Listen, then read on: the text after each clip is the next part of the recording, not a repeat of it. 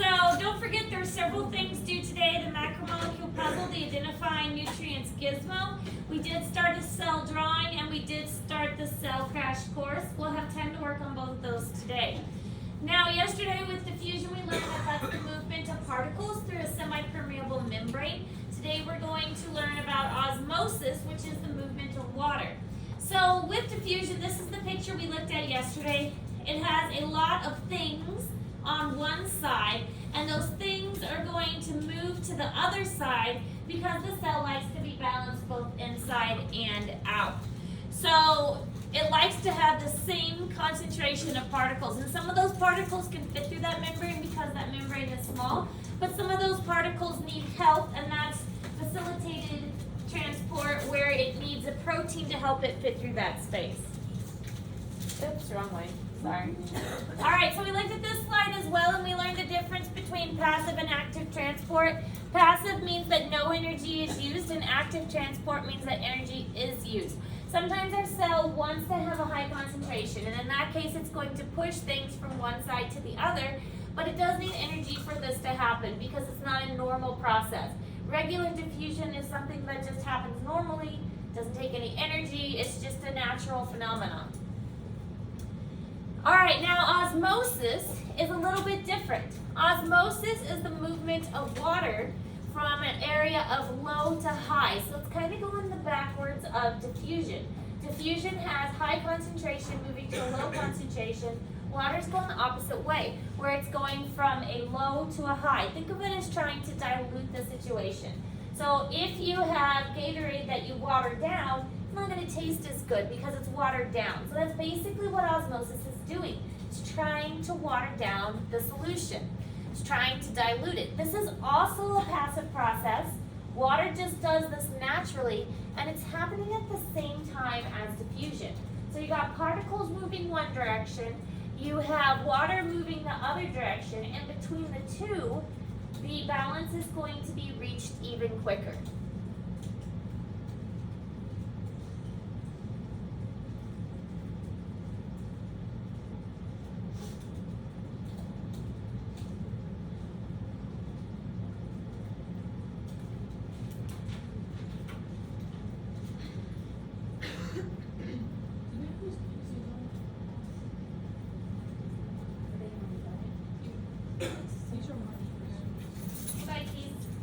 Those are mine.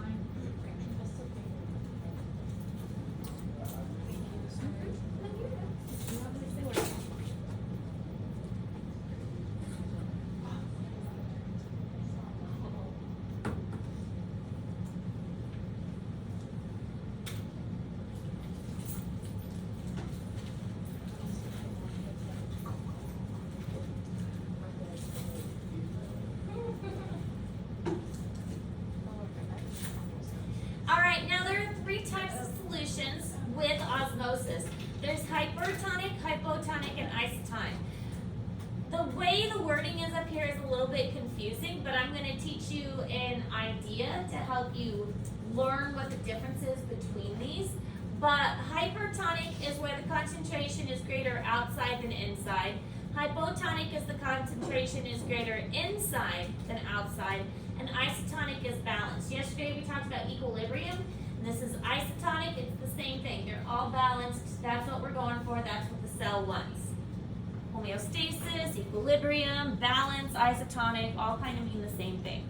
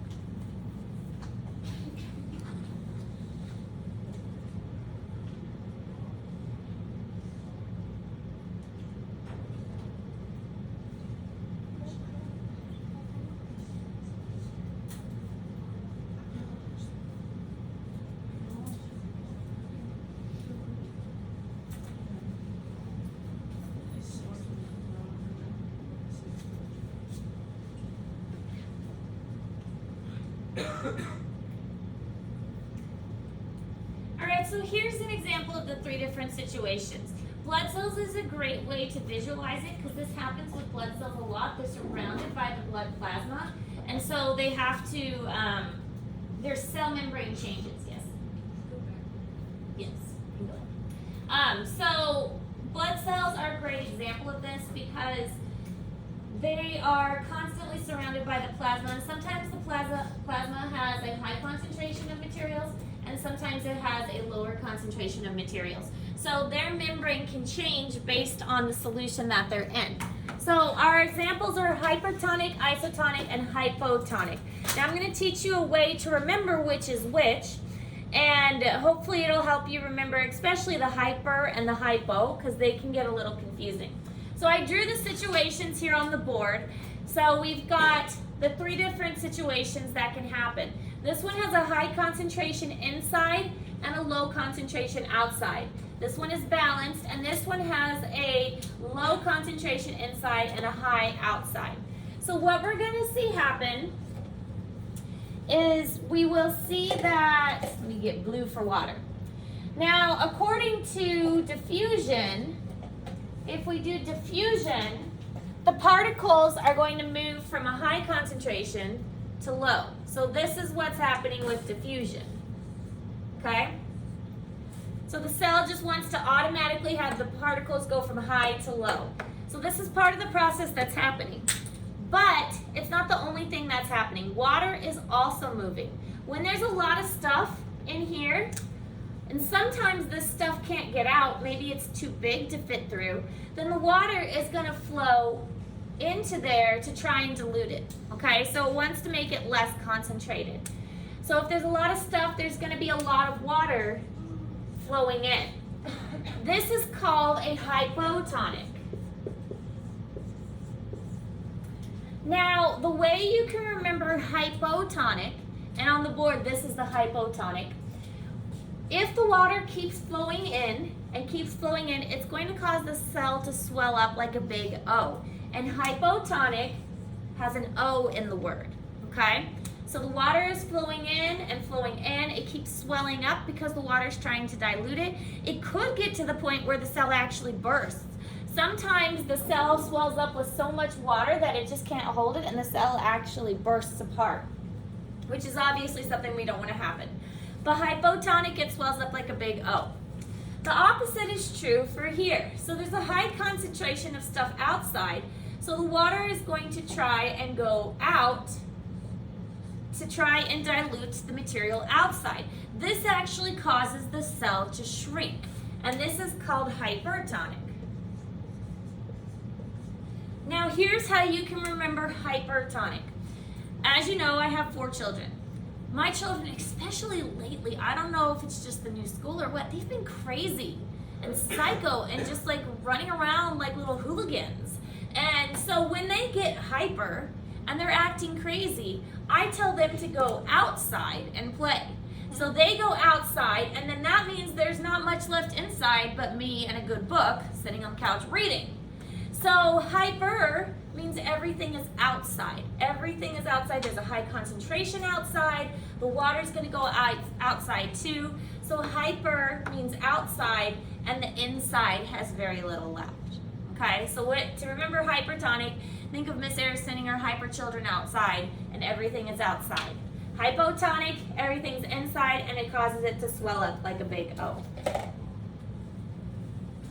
Any questions about that? Okay. All right, so if we're looking at these solutions on the board, which one is this one right here? Hypo, hyper, or iso? Hypo. Hypo or hyper?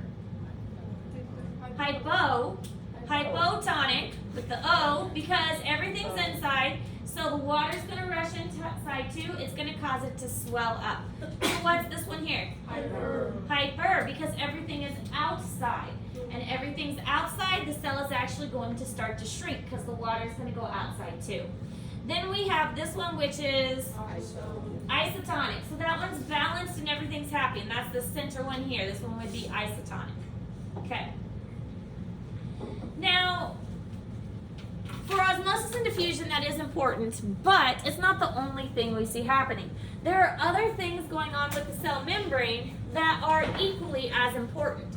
And we call this bulk transport, but there's two types of bulk transport. One of the bulk transports is called exocytosis. With exocytosis, what you can think of that as is exiting. Exocytosis is exiting the cell.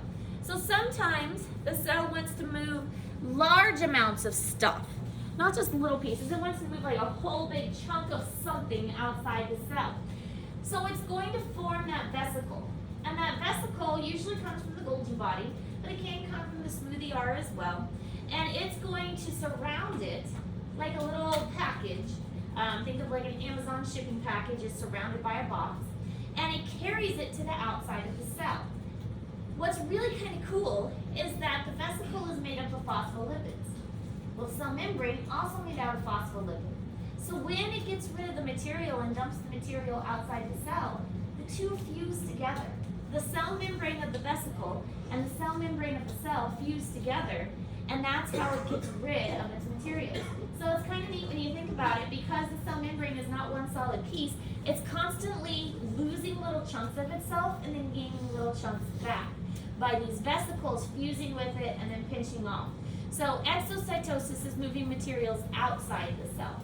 And we'll look at endocytosis next, which you can probably figure out means moving the materials which way? Inside the cell. Endocytosis is inside the cell. Exo moving it out.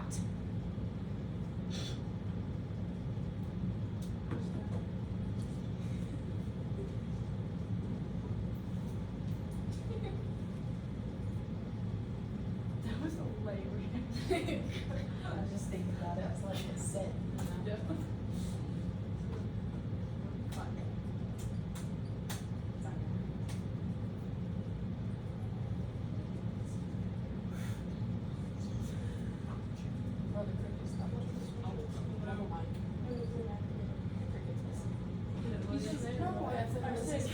All right, so here's how the process works.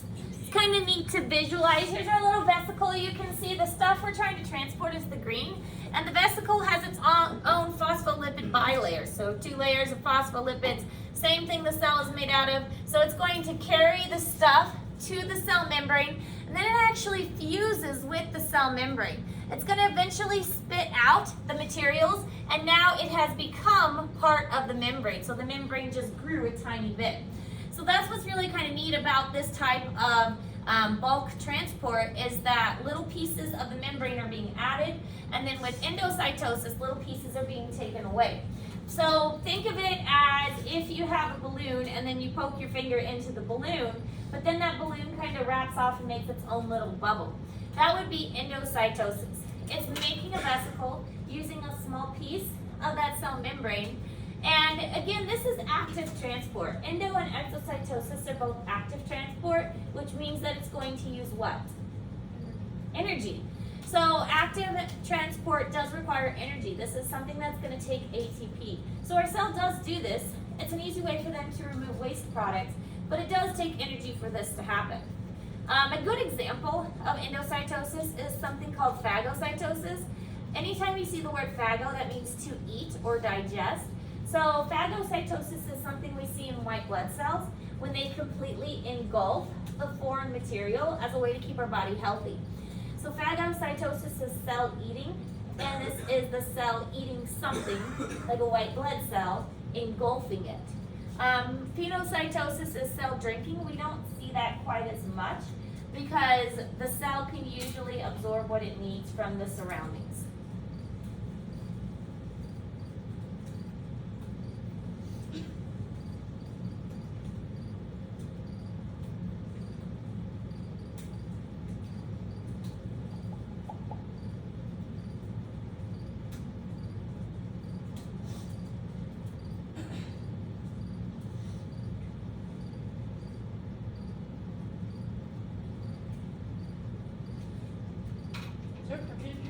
Oh, it's in Liz's feed. Yeah, I think Liz missed one of her meals.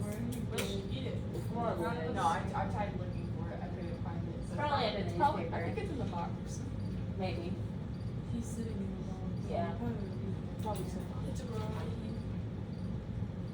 No, Lizzie's It's a boy. Oh! That was the first story she told us. Excuse you. Don't We come think at he's me. a boy, and for years I thought he was a girl. Alright, so here's an example of endocytosis. It's basically the opposite of exo. We have some materials that are coming in, they kind of poke a little hole or dip in the cell membrane. That cell membrane is going to pinch off, and then we have a little vesicle, a little bubble filled with materials. So that will go into the cell. A vesicle can break away later on when the when the materials get to the part of the cell that it needs to. So just basically the opposite of each other. All right, any questions about osmosis or endo and exocytosis? Okay. All right, we're moving along at a really good pace. We're ahead of where I would like to be at this point, so well done. So we're definitely moving along. We are almost ready for mitosis and meiosis.